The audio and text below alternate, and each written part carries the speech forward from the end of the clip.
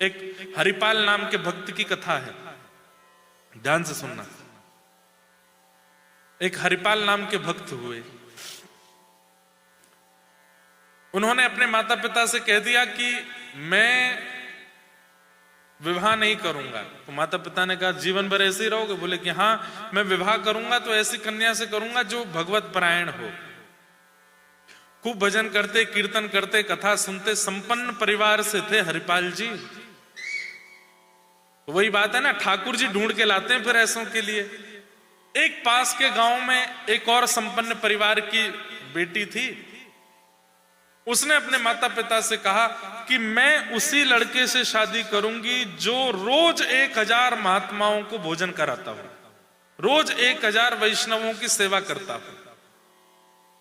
किसी ने ये बात जाके हरिपाल जी को, तेरे लायक लड़की मिल गई है। बोले कहां? पास के गांव में एक कन्या है, उसने अपने माता पिता से कहा है कि 1000 संतों को, वैष्णवों को भोजन कराने वाला लड़का होगा, उसी से ब्याह करूंगी। हरपाल जी बोले तो बहुत बढ़िया है, अब आप घर पे बात करके हमारा ब्याह कराओ। ऐसी भगवत परायण कन्या ही चाहिए थी मुझे। हरपाल जी का ब्याह हो गया। पत्नी ने पहले दिन ही कह दिया था कि शर्त याद है? बोले कि बिल्कुल याद है, आप निश्चिंत रहो। ब्याह के अगले दिन से ही 1000 संतों का भोजन बनता है और आसपास के राहगीर और यात्रा में जाने वाले संतों को बुलाते थे, प्रेम से पाओ। करते करते करते करते करते करते 10 साल बीत गए।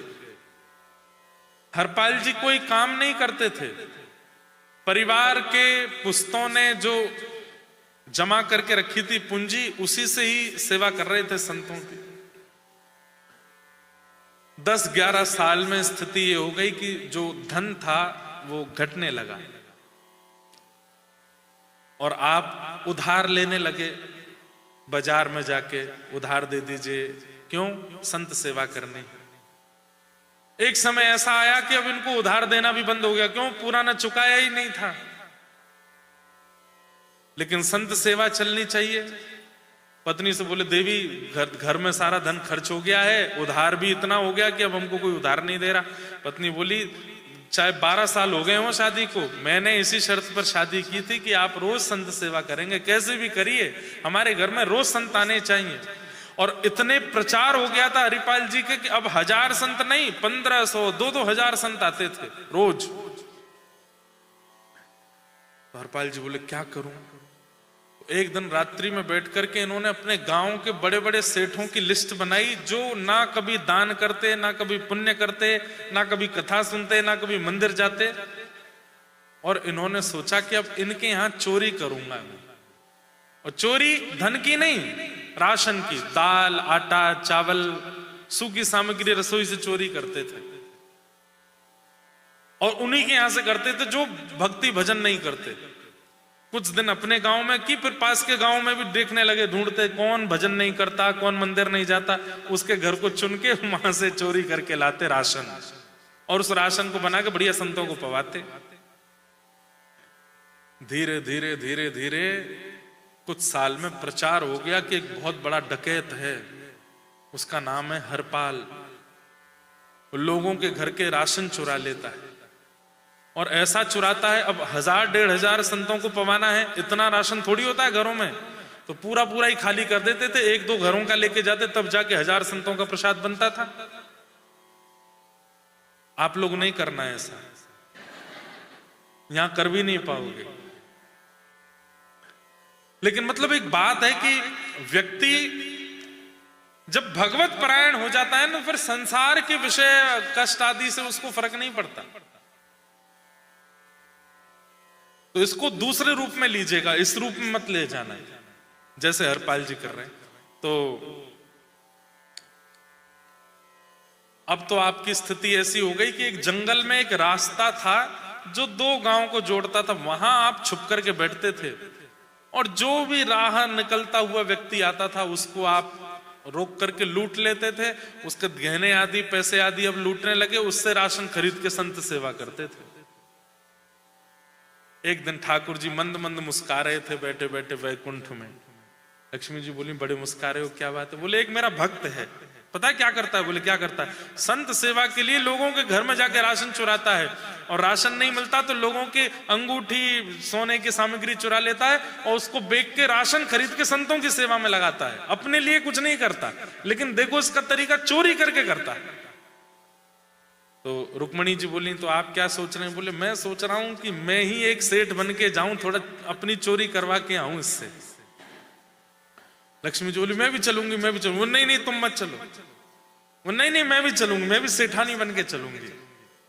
और महाराज ठाकुर जी बढ़िया चौड़ी चौड़ी मूंछें रखी हैं, ऊपर सुंदर पाग पहनी है, और कानों में बढ़िया सुंदर स्वर्ण के कुंडल पहने हैं, गले में खूब सारी स्वर्ण की मालाएं पहनी हैं, हाथ में मोटे मोटे स्वर्ण के कड़ूला पहने हैं, और बिल्कुल जैसे सेठ होते हैं, हाथ में बैत लेके पेट निकाल के बाहर, और बिल्कुल सिल्क की धोती, सिल्क की कुर्ता, जैसे सेठ जी का स्वरूप होता है वैसे ही बन गए ठाकुर जी। रुक्मणी जी भी थोड़ी वृद्ध सी और खूब सारे गहने, हाथों में अंगूठियां पहन के वो भी एक सेठानी बन गई। दोनों आए,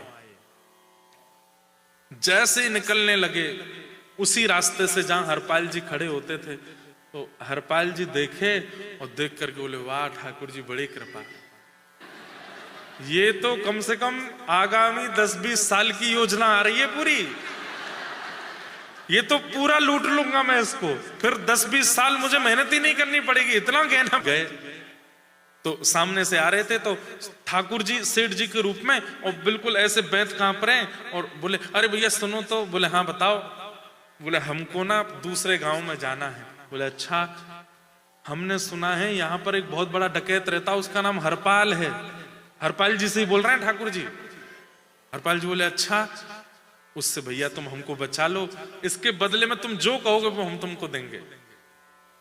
हरपाल जी बोले बहुत बढ़िया है, ऐसा बढ़िया शिकार फंसा है।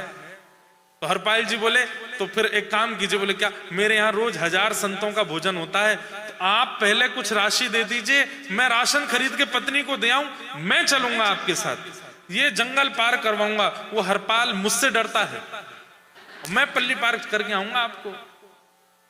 ठाकुर जी ने तुरंत रुक्मणी जी को इशारा दिया कुछ दो। रुक्मणी जी ने कुछ सोने की मोहर दे दी।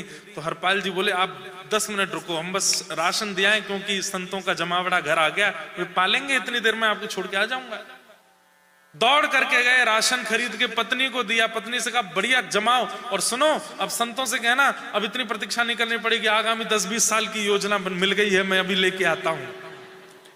उस दिन की व्यवस्था करके हरपाल जी दौड़े दौड़े आए। सेठ जी का आओ आओ आओ, मेरे पीछे पीछे चलना। बिल्कुल ठाकुर जी चल रहे हैं पीछे, रुक्मणी जी चल रही हैं। चलते चलते जैसे ही विहंगम जंगल आया, बिल्कुल चारों तरफ से पेड़ पौधे हैं, और बिल्कुल थर थर कांप रहे थे ठाकुर जी और रुक्मणी जी। बोले हरपाल नहीं आ जाए, हरपाल नहीं आ जाए। इतने में ही सामने हरपाल सीधा खड़ा हुआ, मूंछों पे ताव देकर के अपनी स्वाफी रखी नीचे, और तुरंत तलवार, चलाता नहीं था लेकिन दिखाई। सेठ जी बोले भैया ये क्या कर रहे हो? बोले मैं ही हरपाल हूं, बहुत सोना पहन करके चल रहा है, और तुम दोनों का ये पूरा स्वरूप और इतने सारी सामग्री देख करके, अरे महाराज संतों की खूब सेवा होगी, उतार करके धरो सब स्वाफी में। अरे भैया तुम ही हरपाल थे क्या? बोले हाँ। ठाकुर जी थर थर कांप रहे हैं, अपनी अंगूठी उतार रहे हैं, कानों के कुंडल उतार रहे हैं। रुक्मणी जी कह रही हैं दशानन रावण को मारने में नहीं कांपते आप, कंस का वध करने में, इसके आगे इतने कांप क्यों रहे हैं? बोले वे सब तो दुष्ट राक्षस थे, ये तो मेरा भक्त है। सब कुछ उतार उतार के दिया। अब हरपाल ढूंढ ढूंढ करके ये भी उतारो, इसको भी रखो, ये भी उतारो, इसको भी, जूती में भी सोना लगा, ये भी उतार के धरो यहाँ पे। सेठानी जी आप क्यों खड़ी, आप भी उतारो। रुक्मणी जी बोली मैं भी उतारू। ठाकुर जी बोले और नहीं तो क्या, अकेले लुटेंगे हम, लुटाओ। रुक्मणी जी भी अपनी सब सामग्री उतार उतार के दे रही थी, लेकिन ठाकुर जी ने एक लीला की, सब दे दिया रुक्मणी जी ने, ठाकुर जी ने, लेकिन ठाकुर जी ने अपनी एक उंगली में एक अंगूठी पहनी, वो जानबूझ की अंगूठी इतनी टाइट थी कि वो निकल नहीं रही थी, और ठाकुर जी ऐसे हाथ छुपा के खड़े, भैया हमने सब दे दिया, अब हमको छोड़ दो, कुछ रह तो नहीं गया? बोले नहीं रह गया। दिखाओ तो जरा, अपने हाथ आगे करो। ठाकुर जी ने ऐसे हाथ आगे, बोले अंगूठी क्यों नहीं उतारी है? बोले भैया ये बहुत बहुत कड़ी है, निकल ही नहीं रही है, देखो। तो हरपाल निकालने लगा, खूब जोर जोर से खींचे। तो हरपाल जी बोले अंगूठी नहीं छोड़ूंगा मैं, क्योंकि कम से कम इतना धन है कि 1 साल की सेवा तो इसी से हो जाएगी। कहां है मेरी चक्कू, कहां है? चक्कू लेकर के ठाकुर जी की उंगली काटने की स्थिति में जब आया, शंख चक्र गदा पद्म धारण करके ठाकुर जी प्रकट हो गए और रुक्मणी जी अपने रूप में प्रकट हो गई। ठाकुर जी ने हरपाल जी को हृदय से लगाया। हरपाल जी तो घबरा गए जब ठाकुर जी को देखा। इतनी देर से आपको लूट रहा था मैं, अरे ये तो बहुत बड़ा अपराध हो गया। मेरे नाथ, मेरे स्वामी, मेरे सर्वस्व, मेरे परमात्मा मेरे सामने आ गए और मैं लूटने में व्यस्त था। नाथ मुझसे बहुत बड़ा अपराध हो गया, चरणों में गिर गए। ठाकुर जी ने उठा के हृदय से लगाया, बोले तुमने कुछ अपराध नहीं। अरे मैंने कितनों की चोरी की, मैंने कितनों के गलत का, आज मैंने आपको लूट लिया, इससे बुरा मैं और क्या करूंगा? ठाकुर जी ने कहा उद्देश्य अपना नहीं था तुम्हारा, उद्देश्य संत सेवा, वैष्णव सेवा, मेरे जनों की सेवा थी, इसलिए उसमें दोष नहीं लगता। और तुमने उन लोगों का धन चुराया जो कभी भजन नहीं करते, जो कभी कथा नहीं सुनते, कभी मंदिर नहीं जाते। अरे हरपाल, तुमने उनकी चोरी करके संत सेवा करा के, बल्कि उनके धन से उनका ही उद्धार कर दिया। वे सब वैकुंठ जाएंगे तुम्हारे कारण। क्यों? उनका धन तो कभी सेवा में लगा नहीं, तुमने लगाया। देख करके बड़े राजी हो रहे हैं। हरपाल जी बोले नाथ मुझे दर्शन दे दिया आपने, लेकिन जिसकी कृपा से आज मुझे आपके दर्शन हुए, मेरी पत्नी जिसने नियम लिया था उसको तो दर्शन दो। ठाकुर जी बोले ठीक है हम चलते हैं। और दोनों लाली लाला बन गए, रुक्मणी जी और ठाकुर जी गोद में बैठ करके गए। और वहां उनकी पत्नी ने हरपाल जी की गोद में दोनों बालकों को देख के पूछा ये दोनों कौन हैं? बोले कि दिव्य दृष्टि से देखो, जब प्रणाम करते हुए देखा तो साक्षात भगवान ही गोदी में बैठ करके आए थे। हरपाल जी और उनकी पत्नी दोनों पर कृपा करके ठाकुर जी अपने संग ले गए। अब इससे चोरी मत सीखना, इससे गलत मत सीखना, पर इससे ये चीज सीखना कि हमारा उद्देश्य क्या है। कई लोग ऐसे हैं संसार में, वो सुबह उठते ही केवल इसलिए हैं कि मुझे खुद को खिलाना है, खुद को ठीक रखना है, खुद को संवारना है, खुद के लिए ये करना, खुद। जब तक ये चलेगा आपको संसार के दुख सताते ही रहेंगे। जिस दिन आपका पूरा दिन ठाकुर जी के लिए अर्पित हो जाएगा, हम काम भी इसलिए कर रहे हैं कि धन कमा के इनकी सेवा कर सकें, हम जॉब भी इसलिए कर रहे हैं ताकि उससे मिलने वाले धन से हम ठाकुर जी आपका भवन बना सकें, हम ये सब कुछ इसलिए कर रहे हैं ताकि इन सब से भारत जाने में कभी हमको रुकावट ना आवे, इतना धन इकट्ठा हो जाए, जब मन चाहे तब इंडिया चले जाएं, जब मन चाहे तब कथा सुन लें। ये सब नाथ हम इसलिए कर, मतलब आपका खाना पीना कमाना सब कुछ किसके लिए? ठाकुर जी के लिए। फिर आपको संसार के दुख आएंगे भी तो पता नहीं चलेगा, संसार के विषाद होंगे भी तो भी पता नहीं चलेगा, सब मंगल में हो जाएगा।